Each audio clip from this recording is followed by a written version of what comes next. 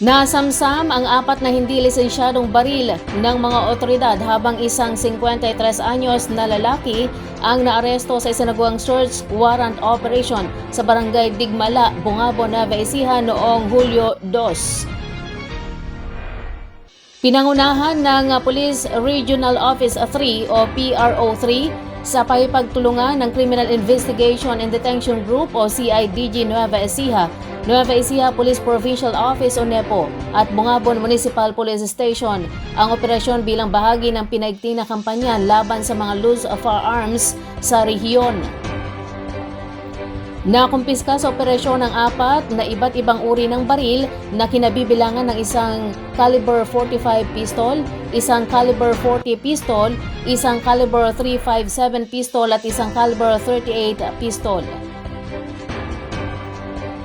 Bukod dito, na-recover din ang isang barrel assembly at magazine assembly para sa caliber 22 na baril, 22 bala ng caliber 45 at 3 bala ng caliber 22.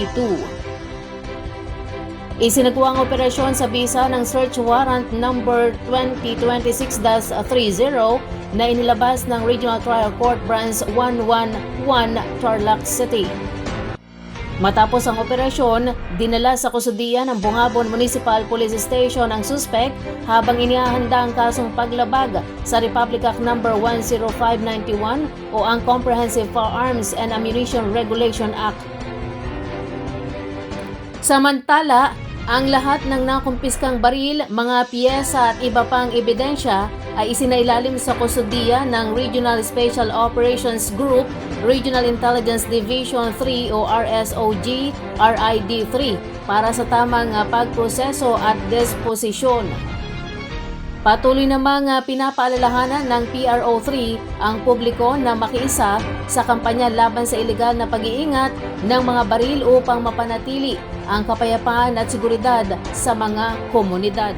Nakilala na ng kanyang mga kaanak ang lalaking natagpuang nakalutang sa isang irrigation canal sa Purok Caballero, Barangay Pangatian, Cabanatuan City noong Hulyo 2. Ayon sa City Social Welfare and Development Office o CSWDO, Funeraria di Cabanatuan agad na nakipag-ugnayan ang pamilya ng nasawi sa kanilang tanggapan matapos maisa publiko ang panawagan upang matukoy ang pagkakakilanlan ng lalaki. Sa mga naunang ulat, ang lalaki ay tinatayang nasa edad 35 hanggang 40 anyos. May taas na humigit kumulang 165 hanggang 170 cm at nang matagpuan ay nakasuot ng abong t-shirt na may nakasulat na Alfonso Light sa kaliwang bahagi ng dibdib at berdeng khaki shorts.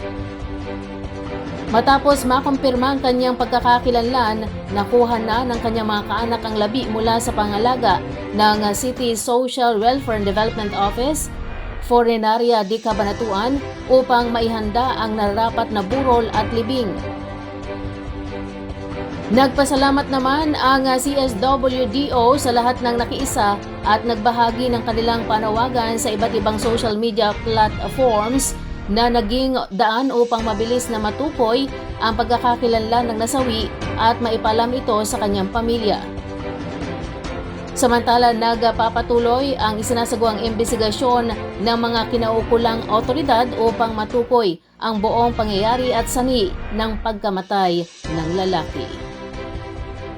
Inaresto ang isang lalaki na kinilala bilang Manong Darrel ng mga operatiba ng National Bureau of Investigation o NBI matapos ang isinagawang entrapment operation kaugnay ng umano'y pangingikil ng milyong-milyong piso sa isang contractor na pinangakuan umano nito ng proyekto sa pamahalaan.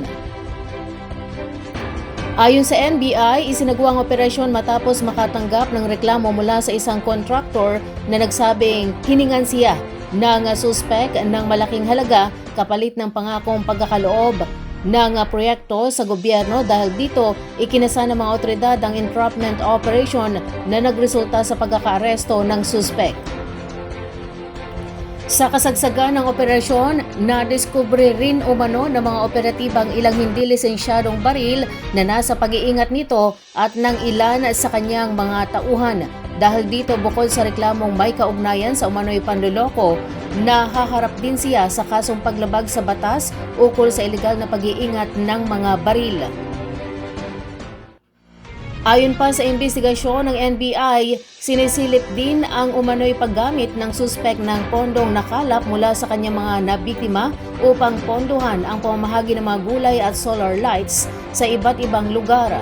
Patuloy pang iniimbestigahan ng ahensya ang aligasyong ito upang matukoy kung may kaugnayan ang naturang mga aktibidad sa mga reklamong isinampa laban sa kanya. Samantala, inihahanda na ng NBI ang pagsasampa ng mga kaukulang kaso laban sa suspek kabilang ang syndicated estafa at illegal possession of firearms. Gayon din ang iba pang posibleng paglabag na maaaring lumitaw habang nagpapatuloy ang investigasyon. Patuloy namang hinihikayat ng NBI ang iba pang individual na naniniwalang sila ay nabiktima ng kaparehong modus na lumapit sa kanilang tanggapan upang magsampa ng reklamo at makatulong sa isinasagawang investigasyon.